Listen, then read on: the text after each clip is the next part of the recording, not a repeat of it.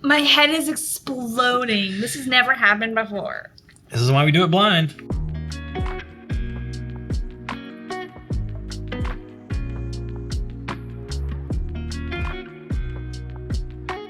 Welcome to the channel, bringing a real-world perspective to the real-world whiskey consumer. To give you the most honest, unbiased opinions possible, we're going to select at random one of these matchups from our double blind sample pool and taste them totally double blind. If you like blind tastings like this, be sure to like this video. It really helps us out with the almighty algorithm. With that said, let's run our randomizer and see which one of these 18 pairs we're tasting today. Three.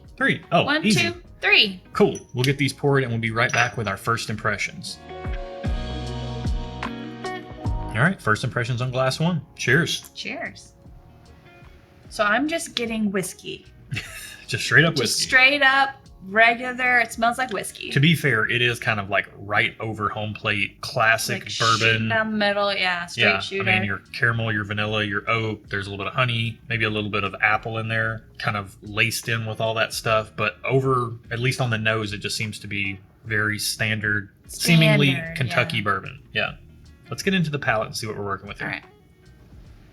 So for me, this is regular standard whiskey taste. Like, there's nothing that jumps out at me, good or bad. It's just is. Yeah. For me, again, very much standard Kentucky bourbon, but there's more flavor here than I thought based on the faintness of the nose. Okay. Like I'm getting more of a concentration of flavor. It's more syrupy than I expected, and it's more like dense richness and sweetness than I expected. I'm pleasantly surprised with the palate based on what the nose was giving me. I wouldn't say it's super sweet, but it's a little more warm than I expected. Yeah. All right, let's get into another sip. Okay. I got a little bit of a candy bar like taste, like a little bit of a Snickers taste, just a smidgy bit. It's right there in that chocolate candy bar wheelhouse. Yeah. Your caramels, vanilla, classic bourbon flavors, but like chocolate, maybe a little nuttiness. A little bit. Yeah, but wow, that is quite rich on the palate. I like that. That's good. Let's get into glass two and see how it compares on the nose. So to me, this smells a little bit warmer. Like if temperature was its smell, this smells warmer. Okay. To me, this smells, again, very over home plate Kentucky bourbon, but in a different way. Not quite as chocolatey and caramel vanilla heavy as glass one. It's weird. It's like more oaky, but at the same time, not as concentrated. Yeah, I can get like that. A little lighter, but a little bit more oaky. I could even go with like a little bit of like an earthy hay type note, but like not farmy, not You're that getting way. a lot that I'm not getting at this point. Okay, let's get into the palate and see. I'm getting hay in the taste. Man, I'm so sorry I put that in your head. It's like straw. Yeah. Light, faint though. Yeah, a little bit, yeah. It's still all those kind of classic Kentucky bourbon flavors, but I think what's going on here is the nuttiness in glass two is a little bit more like dry peanut shell type of nuttiness. Okay.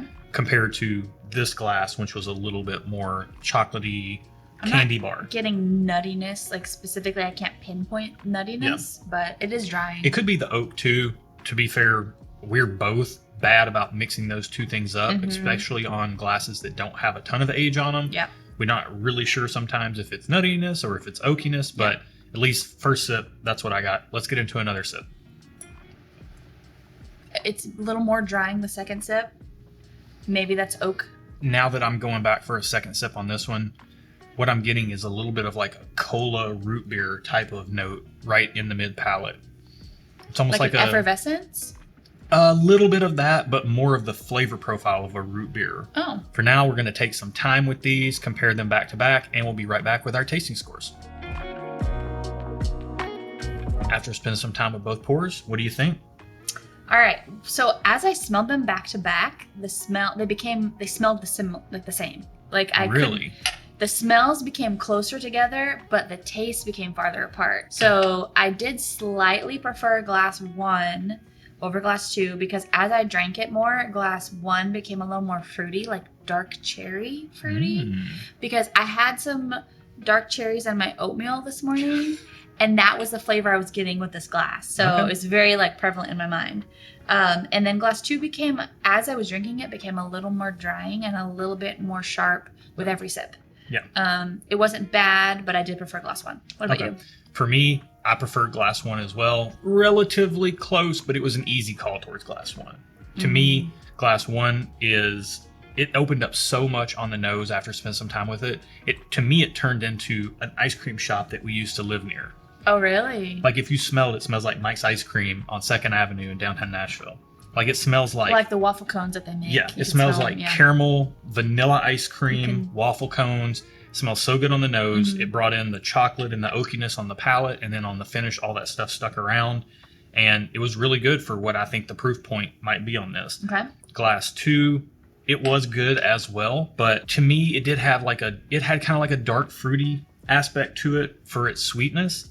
There was some savory elements mid-palate. Interesting. But then on the finish, it did get a little drying. And I don't know if it's sharp or prickly or what. It almost is like effervescent, like a carbonation. But without... But it's kind of dry and sharp. Yeah, I got that too. And I still liked it. Like I wouldn't be mad at a pour of this. Correct. But Same. I just prefer glass 1. Yep. With that said, let's give these things some scores on taste. Where are you at? Nose, flavor, and experience for glass 1. So for glass 1, I gave it thumbs up on nose, thumbs up on flavor, thumbs up on experience. Overall, it was a pleasant experience for me. For me, I'm going to give it 2 thumbs up on the nose. Whoa. Thumbs up on the flavor, thumbs up on the experience. You really liked the nose. I was thumbs up on nose at first, but the more I smelled it, the more it opened up, and then it turned into that ice cream shop. And then and I fell in love with it on the nose. Yep. All right, let's move on to glass 2. What are your scores? So it gets a thumbs up on the nose, just okay on flavor, and thumbs up on overall experience. Okay. It gets a thumbs up on the nose for me, thumbs up on the flavor. It gets a just okay on experience because I didn't like that effervescence and that drying sensation on the back of the finish. Yeah. Just didn't love it. Let's find out how much these things cost and then find out what we've been drinking. Glass number 1 in our sample pool is number 32. 32. What is the cost? $50. I'm not mad at that. Yeah. I would pay that for that. That's a good quality pour. What about glass number 2? $50.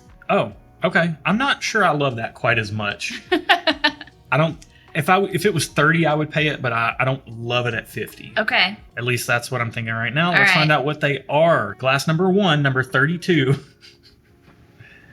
No way. I'm sorry. This is my moment to be shocked. What's number 32? Glass 1. WB Saffell. That's not what I'm shocked about. Really? Oh, what is number 31? Rare breed. Are you serious? Yeah, check me. That's right? Yeah. Don't look at everything else. Oh, wow.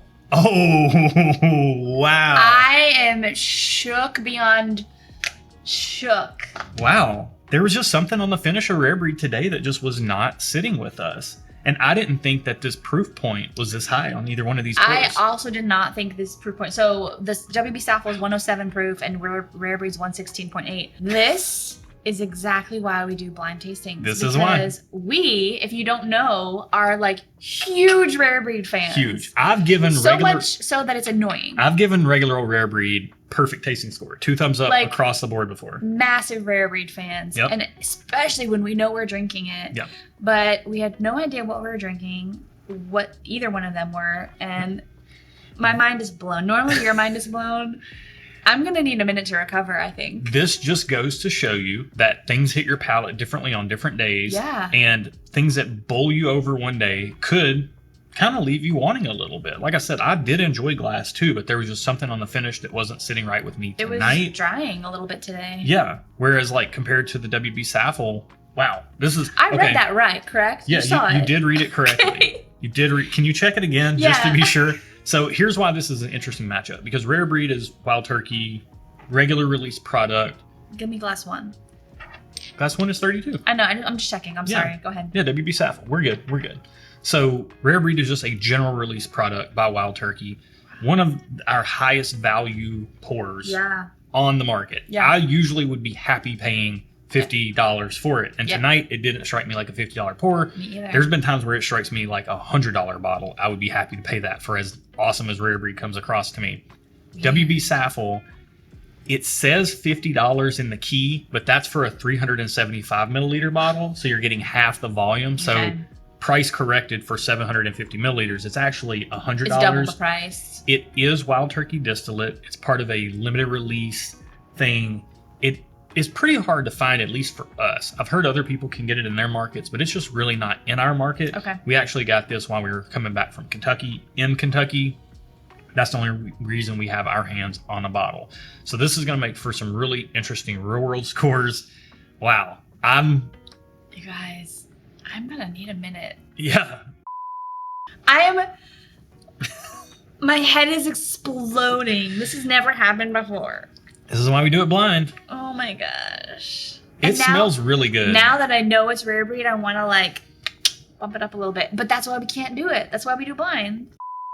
We get our real world scores by adding up the thumbs you see on the screen. There are 10 possible points available, but this is not your everyday 10-point scoring system. Nope, it's more like a bell curve. And when we're tasting totally blind, most things tend to fall in the middle, as things on bell curves tend to do. Yep. 4 to 6 point range is kind of like your good average value, and anything way above or below that is kind of an outlier in the positive or negative sense, respectively. With that said, let's get into our real world scores for Glass 1 WB Saffell. Where are you at? So for me, based on the limited availability in our market and the pricey tag of $100 if you want the regular. Yeah, it's a pricey price tag. I thought you were calling a price tag a pricey tag, like as a. Oh. Yeah, I thought you were being cute. I did say that, but pricey price tag. Okay, what's your retail score? It gets a thumbs down. Okay. Sorry. And it's going to get a thumbs down for me as well on retail. It's just the way it is. Yeah. But would you buy or recommend it? 375 milliliters for $50. I probably would not buy it, but I liked the flavor of it enough that I would recommend it if people wanted to spend that money. So I give it just okay. Okay. And your reward score is? A 3.5. Wow. Okay. I'm going to give it a thumbs up on consumer. I think if you're a Wild Turkey fan, it's a limited release item. I don't love the value for 375. It's a lot of money to spend, but it is a fun bottle to have. I'm a turkey fan.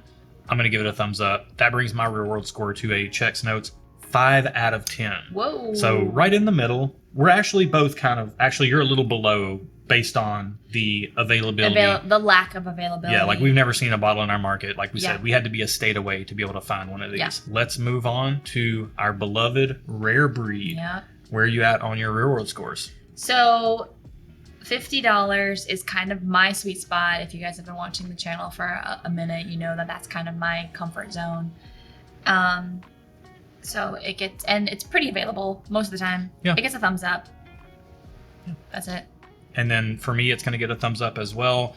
The price is good for the proof that you're getting. The availability can be a little spotty. If it were on shelves all the time, I'd give it a 2 thumbs up. But for the availability and the price, I'm going thumbs up on retail. Where are you at on consumer? It gets a thumbs up on consumer score because I do like it and I do recommend it. Even though it didn't hit me like as great as Glass 1 today, I'm still going to recommend it and I'm still going to like it. So thumbs up. And that gives your reward score a 4.5. Okay. Right there in the middle of the bell curve. On the lower end, but we got to keep it real. We got to keep it real. It's scored much higher, but we've got a aggregated weighted scoring sheet on our Patreon community where you can, see what we score things over time. And this is going to bring our lofty rare breed scores down a little bit. But I mean, this is life. Yeah. For me, it's going to get 2 thumbs up on consumer. The reason I say that is because there is background and we cannot ignore that. I do typically love this product. It's just not striking me the way it normally does tonight. Yeah. And that's part of it sometimes.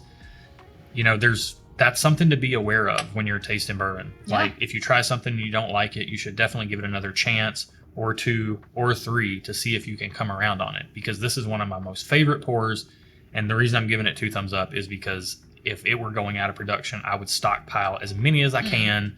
Kind of doing that already. So would you say what's your consumer score then? Because you're kind of I said 2 thumbs up on that, and I've been belaboring on the real world score. It's a 5.5 out of 10. This is something that I've given I think it's one of the highest scoring products I've ever had before, multiple times, and today it's firmly in the middle of the bunch. Yep. That's just the way it goes sometimes. That's it for this week. Thanks for watching. Be good to each other, and if you want to do some good, check the video description below for a link to our email address.